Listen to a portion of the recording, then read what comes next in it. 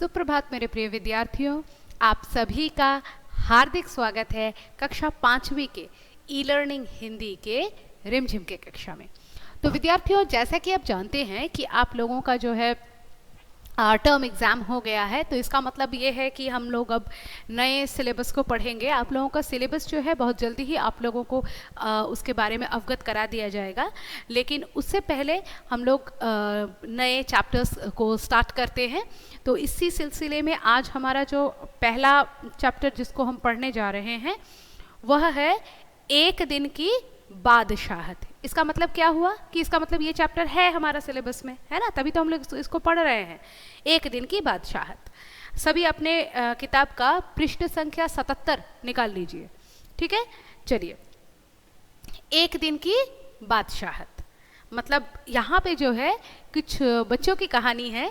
जो बच्चे जो है मतलब बहुत बड़ों से परेशान हो गए हैं और इसलिए जो है वो बादशाहत चाहते हैं। उनको लगता है कि बड़े जो है वो बादशाहों की तरह ज़िंदगी बिता रहे हैं, तो हमको भी वो उस बादशाहत का हिस्सा चाहिए, ठीक है। तो चलिए पढ़ते हैं। आरिफ सलीम, चलो फौरन सो जाओ। अम्मी की आवाज़ ऐन उस वक्त पर आती थी जब वे दोस्तों के साथ बैठे कव्वाली गा रहे होते थे, या फिर सुबह बड़े मज़े से आइसक्रीम खाने के सपने देख रहे होते कि आपा झिंझोड़ कर जगा देती, जल्दी उठो स्कूल का वक्त हो गया है। बच्चे क्या करते हैं, जब सपने देख रहे होते हैं तो आपा यानी बड़ी बहन झिंझोड़ कर उठा देती है, चलो चलो चलो स्कूल जाना है। बिल्कुल ऐसे बच्चे कव्वाली गा रहे हैं, माँ कहती है चलो सोने का वक्त हो गया है। बेचारे बच्चे परेशान। दोनों की मुसीबत में जान थी। किसकी? दोनों कौन है? आरिफ और सलीम। दोनों को लगता था हमारी जान तो भाई बुरे फंस गए हैं, मुसीबत में जान है हमारी, ठीक है। हर वक्त पाबंदी, हर वक्त तकरार, अपनी मर्जी से चूं तक नहीं कर सकते थे।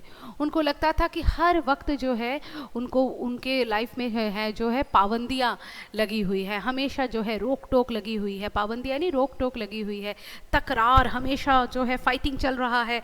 कभी भी उनको अपने मन का कुछ करने का नहीं, चूं तक नहीं कर सकते। मतलब एक मुंह से छोटी सी आवाज़, एक पलके झपकाना भी उनको लगता है कि बड़ों के इजाज़त के बगैर बहुत भारी पड़ता है, ठीक है।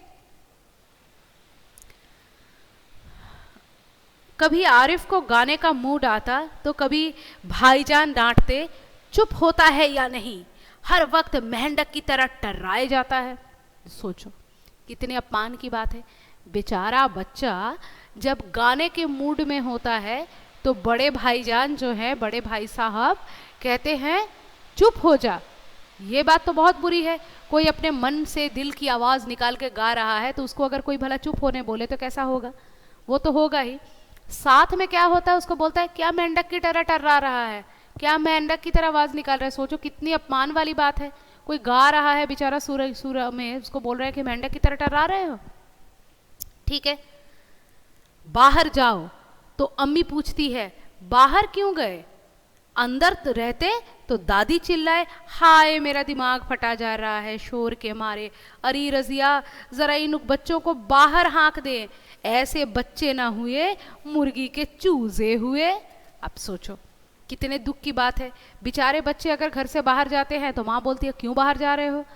घर में रहे तो दादी चिल्लाती है कि रजिया इनको बाहर निकालो, मेरा सिर फटा जा रहा है। रजिया कौन है? माता है उनकी।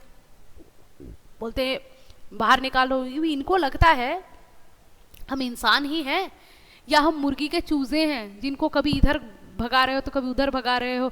हमारी कोई इज्जत नाम की चीज़ है कि नहीं? हमारा कोई दिल है कि नहीं? हमको भी तो बुरा लगता है भाई, हमारे बारे में सोचो। दोनों घंटों बैठकर इन पाबंदियों से बच निकलने की तरकीबें सोचा करते। उन दोनों से सारे घर की दुश्मनी हो गई थी, लिहाजा दोनों ने मिलकर एक योजना बनाई और अब्बा की खिदमत में दरखास्त पेश की। अब उनको ऐसा लगता था, उनको लगता था, ऐसा नहीं है कि सच में ऐसा था, लेकिन बच्चों को कभी कभी ऐसा लगता भी है और कभी कभी बड़े थोड़ा जो है बच्चों के ऊपर जिद भी कर देते हैं। तो उनको ऐसा लगता था कि जैसे उनके साथ जो है बहुत नाइंसाफ़ी हो रही है, पूरे घर को उनके साथ दुश्मनी हो गई है और इस वजह से वो जो हैं सारे मतलब बड़ों की तरह हरकत करना चाहते थे। तो उन्होंने बहुत घंटों बैठकर योजना बनाएं कि कैसे इस परेशानी से का मुकाबला किया जाए, और फाइनली जाकर क्या करते हैं कि वो जाकर जो है घर के बड़ों के सामने बैठ जाते हैं और कहते हैं कि वो क्या कहते हैं, देखते हैं चलो। पिता के सामने दरखास्त करते हैं कि हमें बड़ों के सारे अधिकार दे दिए जाएं। बड़े लोग जो जो अधिकार उनको मिलते हैं, हमको वे सारे अधिकार दे दिए जाएं। कोई ज़रूरत नहीं है उधम मचाने की। अम्मी ने अपनी आदत से उन अनुसार डांट पिटाई। अब्बा से जाके बच्चे कहते हैं कि हमको एक दिन, केवल एक दिन के लिए, आप लोग रोज़ करते हैं, केवल एक दिन के लिए बड़ा बना दीजिए, फिर आप देखिए हम क्या करते हैं। और अम्मा जो कहती है, कहते कोई ज़रूरत नहीं है, बिल्कुल भी इन लोगों को इतना शय देने की कोई ज़रूरत नहीं है, क्यों एक दिन के लिए इनको बड़ा बनाया जाए। तो और बड़ों को क्या करना है, बड़ों को एक दिन के लिए छोटा बनना है। लेकिन अब्बा जाने किस मूड में थे कि ना सिर्फ मान गए बल्कि इस इकरार कर बैठे कि कल दोनों को हर किस्म के अधिकार मिल जाएंगे। तो अब्बा का शायद मूड ठीक था, तो अब्बा ने बच्चों की इस बात को मान तो लिया ही, और साथ में क्या कहा कि इनको एक दिन के लिए बड़ों के सारे अधिकार दिए जाएंगे।